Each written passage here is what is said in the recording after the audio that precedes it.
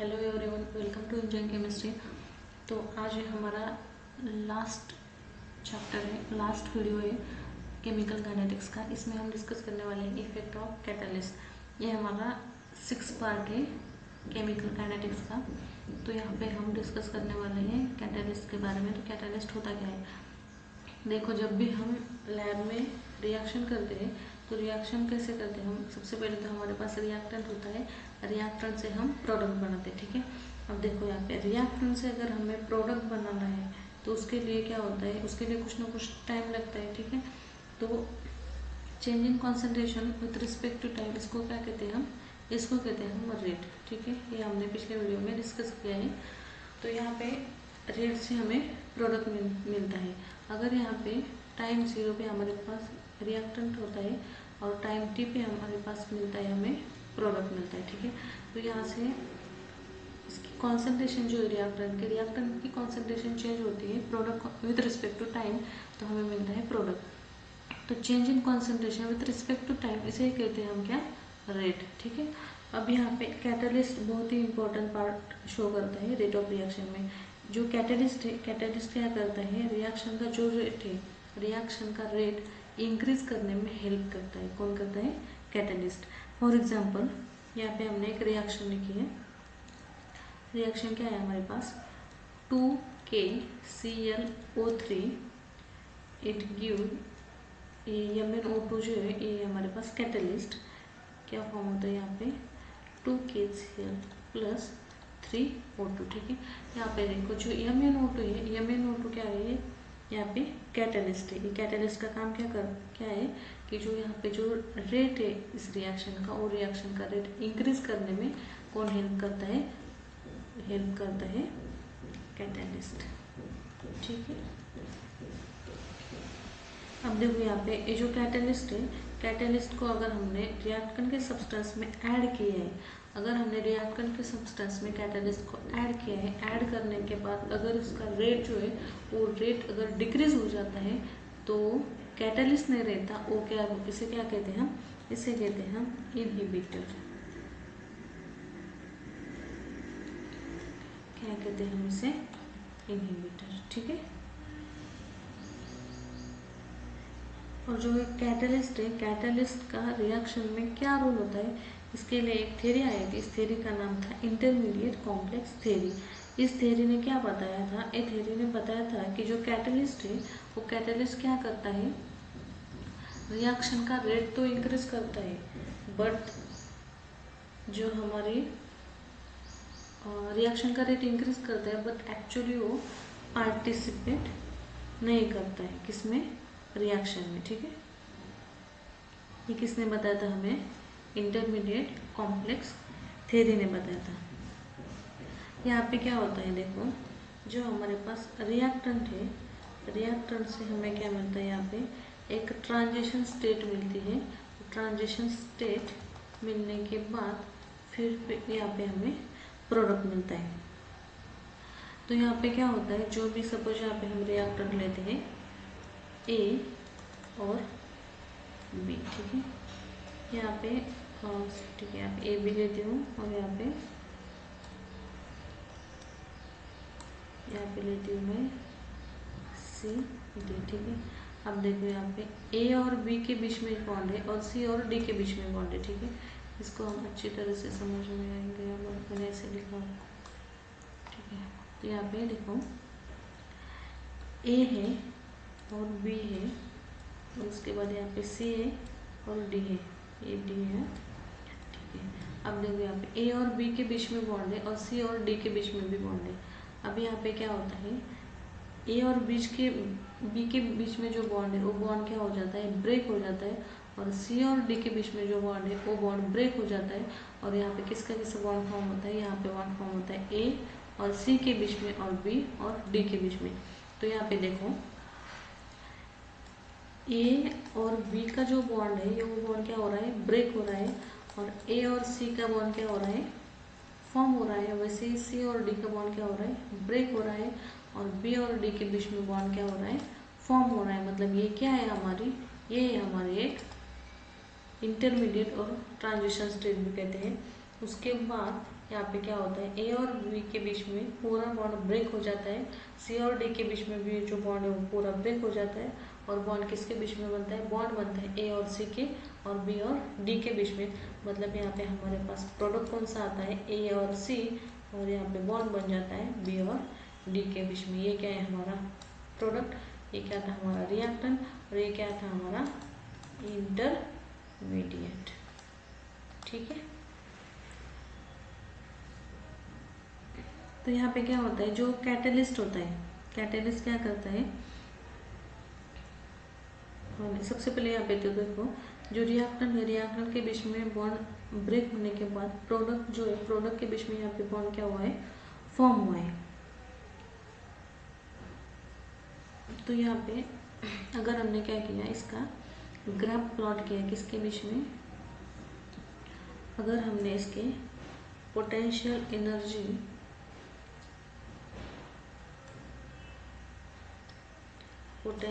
Energy versus reaction coordinate के बीच में अगर हमने ग्राफ प्लॉट किया तो वो ग्राफ कुछ इस तरह से आता है।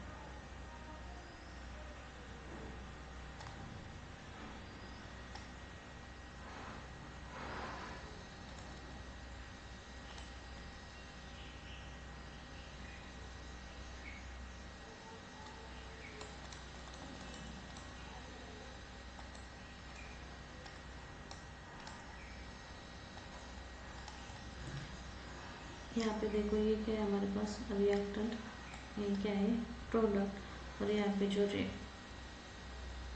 डॉट से देख, एक मिनट यहाँ पे मैं क्या करती हूँ, इसको डॉट से दिखाती हूँ ताकि आपको समझ में आ जाएगा अच्छे से। देखो यहाँ पे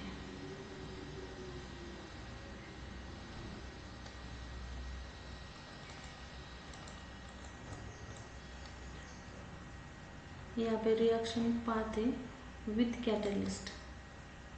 अगर हमने कैटलिस्ट को यूज़ किया तो ये जो प्लॉट है, ये जो ग्राफ है कुछ इस तरह से आता है। और यहाँ पे देखो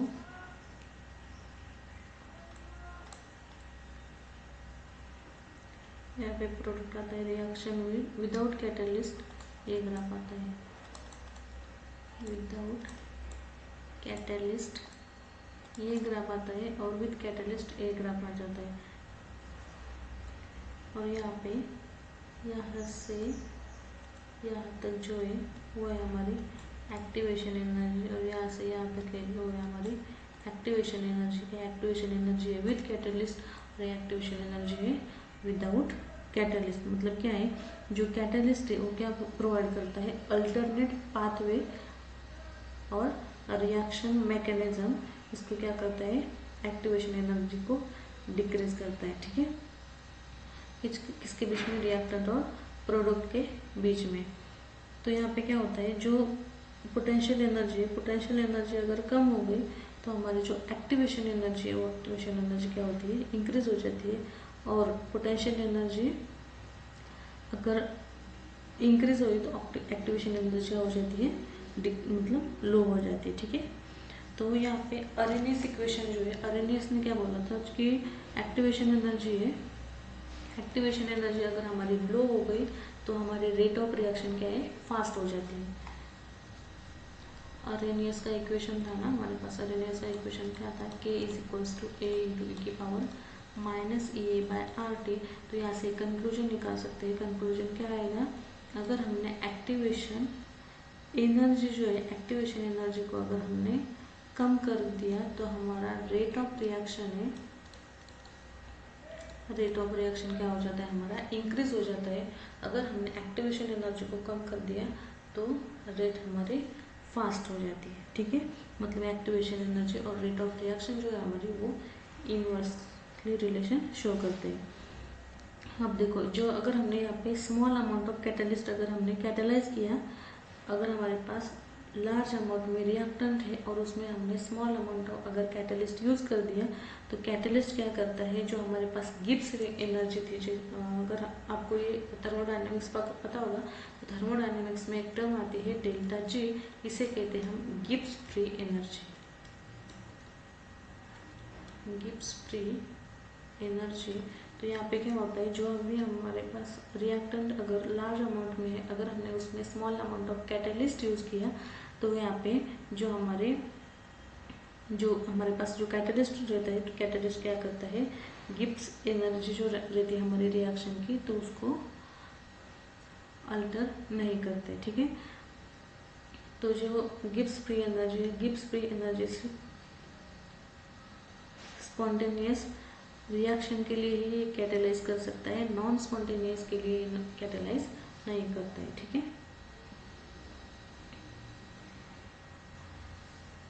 इतना समझ में आया कैटेलिस्ट का क्या इफेक्ट पड़ता है रेट ऑफ रिएक्शन के ऊपर। ठीक है, अब यहाँ पे हमने अरेनियस थ्योरी तो देखी है। अरेनियस थ्योरी जो है वो सिर्फ एप्लीकेबल थी वाइड रेंज ऑफ सर्कमस्टेंस के लिए, बट जो उसके बाद एक कोलिजन थ्योरी आई, कोलिजन थ्योरी ने क्या बताया था, कोलिजन थ्योरी ने उसके जो रिएक्शन में जो एनर्जेटिक एंड मैकेनिस्टिक एस्पेक्ट है रिएक्शंस के, वो उन्होंने बताया था। इस थ्योरी ने क्या बताया था, इस थ्योरी ने ये भी बताया था कि जो हमारे पास रिएक्टेंट्स है, रिएक्टेंट्स मोलिक्यूल जो है हमारे पास ये रिएक्टेंट्स मोलिक्यूल है, रिएक्टेंट्स मोलिक्यूल को हम कंसिडर करते हैं हार्ड स्फीयर की तरह। ठीक है, ये सी और डी कब बनते हैं, जब ये कोलिजन थ्योरी ने क्या बताया था, कोलिजन थ्योरी ने बताया था कि हमारे पास जो रिएक्टेंट है, यहाँ पे रिएक्टेंट कौन कौन से हमारे पास ए और बी है, हमारे पास रिएक्टेंट है। ये रिएक्टेंट क्या होता है, यहाँ पे ए रिएक्टेंट बी रिएक्टेंट के साथ कोलाइड हो जाता है। सपोज यहाँ पे ये ए रिएक्टेंट है और ये बी रिएक्टेंट है। ठीक है, यहाँ पे क्या हो जाता है, ये बी के साथ कोलाइड हो जाता है। बी के साथ कोलाइड होने के बाद हमें क्या मिलता है, ये सी और डी प्रोडक्ट मिल जाता है। ठीक है, तो यहाँ पे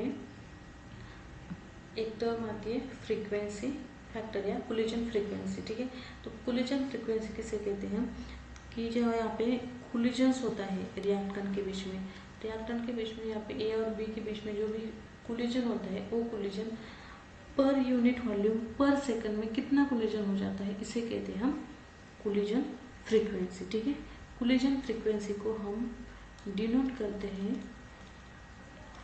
कोलिजन फ्रीक्वेंसी को हम डिनोट करते हैं Z से। ठीक है,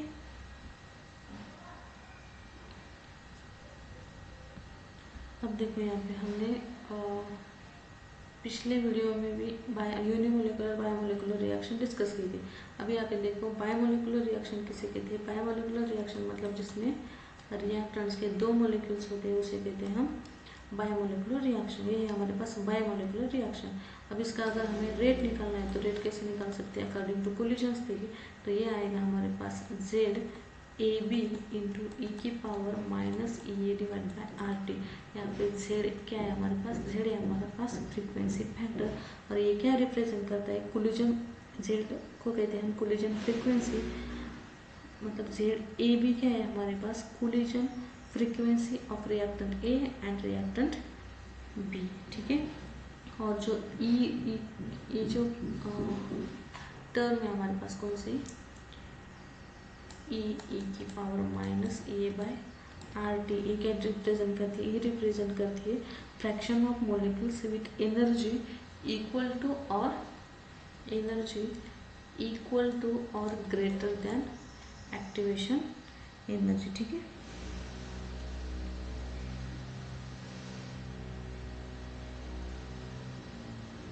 अब यहाँ पे हमें यहाँ पे देखो जो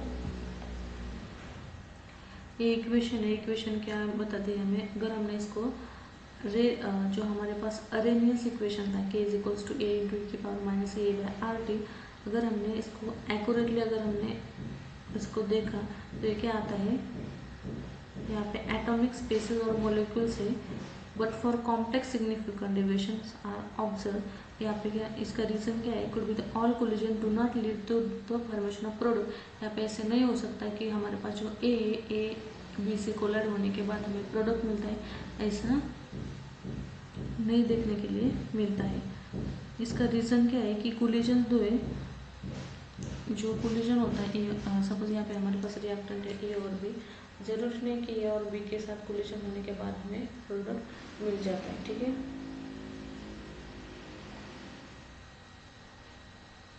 यहाँ पे क्या होता है, इसको अगर ये दोनों कोलाइड होने के बाद हमें प्रोडक्ट मिलता है, बट अगर ये दोनों कोलाइड नहीं हुए तो उसके लिए हमें काइनेटिक एनर्जी की जरूरत पड़ती है।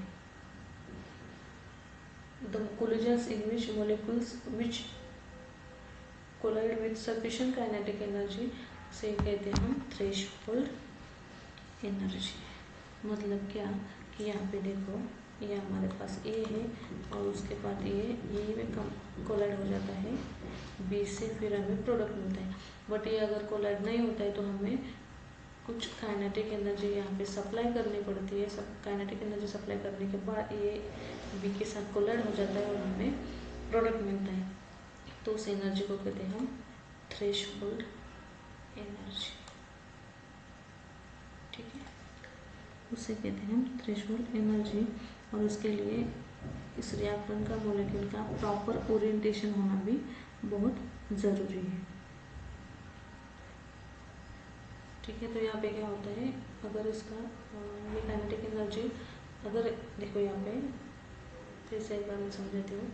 ये हमारे पास ए और बी रिएक्टेंट है, ए और बी एक दूसरे के, कोलिजन थ्योरी ने क्या बताया था, रिएक्टेंट को हम हार्ड स्फीयर की तरह कंसिडर करते, ठीक है। तो यहाँ पे ये हमारे पास ए हार्ड स्फीयर है और यहाँ पे पास हमारे बी हार्ड स्फीयर है, ठीक है। अगर ये एक दूसरे के साथ कोलाइड हो जाते हैं तब भी हमें इसका प्रोडक्ट में फॉर्मेशन देखने के लिए मिलता है। अगर ये कोलाइड नहीं हुए तो हमें क्या करना है, उसके लिए कुछ काइनेटिक एनर्जी प्रोवाइड करनी पड़ती है, उसको ही कहते हैं हम थ्रेशोल्ड एनर्जी, ठीक है। अगर हमने यहाँ से एक्सटर्नल एनर्जी दी तो यहाँ पे ए कोलाइड हो जाता है बी के साथ, फिर हमें प्रोडक्ट मिलता है, तो यहाँ पे इस एनर्जी को हम थ्रेशोल्ड एनर्जी कहते हैं, ठीक है। फिर उसके बाद यहाँ पे रिएक्टेंट का प्रॉपर ओरिएंटेशन होना ही ज़रूरी है। अगर उसका प्रॉपर ओरिएंटेशन नहीं हुआ तो हमें ये प्रोडक्ट भी नहीं मिलता है, ठीक है। तो यहाँ पे क्या होता है, ए और बी के बीच में रिएक्टेंट, किसी भी रिएक्टेंट के बीच में जो बॉन्ड होता है वो बॉन्ड ब्रेक हो जाता है और प्रोडक्ट में बॉन्ड का फॉर्मेशन हो जाता है, ठीक है। तो यहाँ पे ऐसा अगर हो जाता है तो इसे कहते हैं हम इफेक्टिव कोलिजन, ठीक है। यहाँ पे समझाने के लिए मैं यहाँ पे आपको एक एग्जांपल देती हूँ।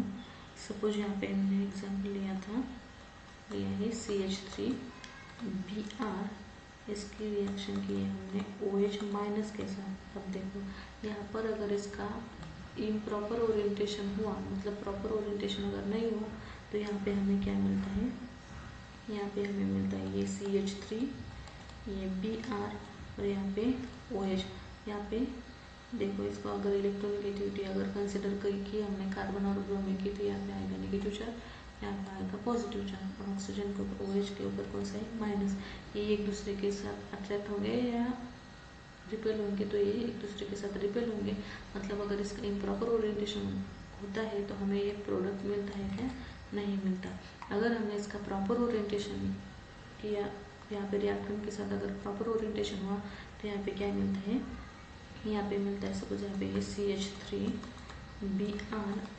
की रिएक्शन हमने OH माइनस के साथ की और अगर इसका प्रॉपर ओरिएंटेशन हुआ तो यहाँ पे क्या होता है, जो हमारे पास कार्बन है, यहाँ पे कार्बन और ब्रोमीन के बीच में ये सिग्मा बॉन्ड है, ठीक है, और उसके पीछे एग्जैक्ट सिग्मा स्टार ऑर्बिटल रहता है यहाँ पे। तो यहाँ पे OH माइनस है, मतलब इसके पास इलेक्ट्रॉन है, तो ये क्या करेगा, इस सिग्मा स्टार में इलेक्ट्रॉन डालेगा और यहाँ पे जो कार्बन और ब्रोमीन के बीच में जो बॉन्ड है वो बॉन्ड क्या होगा, ब्रेक हो जाएगा। मतलब यहाँ पे क्या होता है,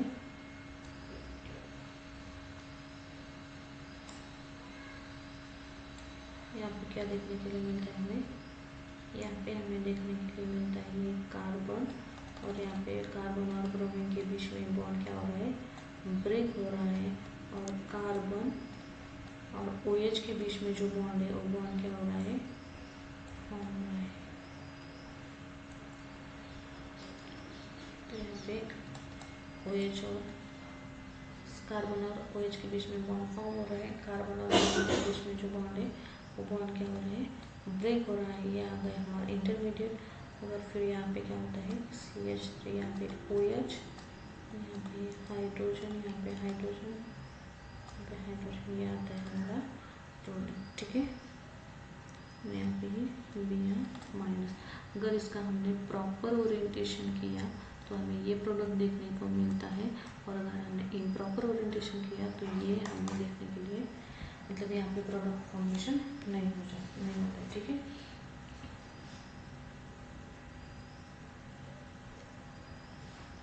अगर इसका प्रॉपर ओरिएंटेशन हुआ तो रिएक्टेंट्स मॉलिक्यूल जो है वो क्या करते हैं, leads to formation of where improper orientation make them simply bounce. यहाँ पे अगर इसका प्रॉपर ओरिएंटेशन हुआ तो उसका एग्जैक्टली प्रोडक्ट में फॉर्मेशन होता है।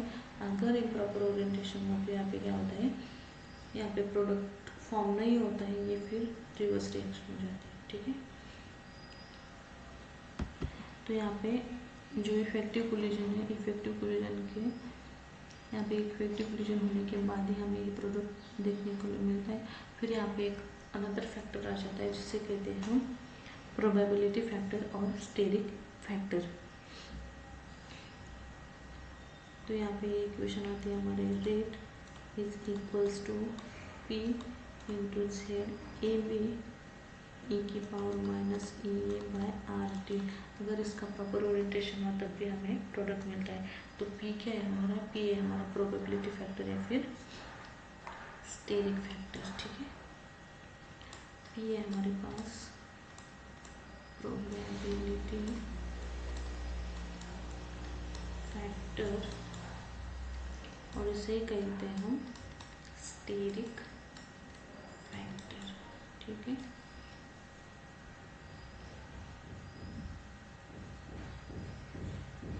तो यहाँ पे जो कोलिजन थ्योरी में एक्टिवेशन एनर्जी एंड रिएक्टेंट का जो प्रॉपर ओरिएंटेशन है, प्रॉपर ओरिएंटेशन जो रिएक्टेंट मॉलिक्यूल्स है वो ही डिटरमाइन करता है इफेक्टिव कोलिजन के लिए। ठीक है, एंड उसका इफेक्ट जो है वो रेट ऑफ रिएक्शन के ऊपर पड़ता है। अब देखो यहाँ पे कोलिजन थ्योरी जो है, कोलिजन थ्योरी का भी कुछ ड्रॉबैक्स है, आपके सिलेबस में ये नहीं है।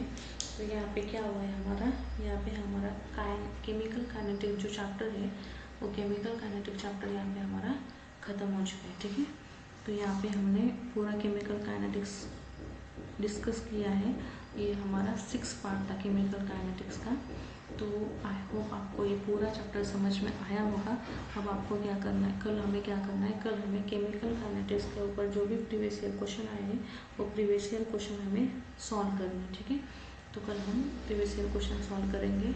उसके बाद आपको क्या करना है, केमिकल काइनेटिक्स के जो क्वेश्चन है, कहीं JEE हो, CET हो या फिर नीट हो, उसके क्वेश्चन आपको सॉल्व करना है। ठीक है, तो आपको क्या करना है, चैनल को वीडियो को लाइक करना है, शेयर करना है और चैनल को सब्सक्राइब करना है, ताकि हम आगे वाले जो चैप्टर डिस्कस करने वाले वो भी आपके होने चाहिए, मतलब आप वहाँ से पढ़ सकें। ठीक है, ये आपको समझ में आया होगा। तो ठीक है, थैंक यू, हैप्पी लर्निंग।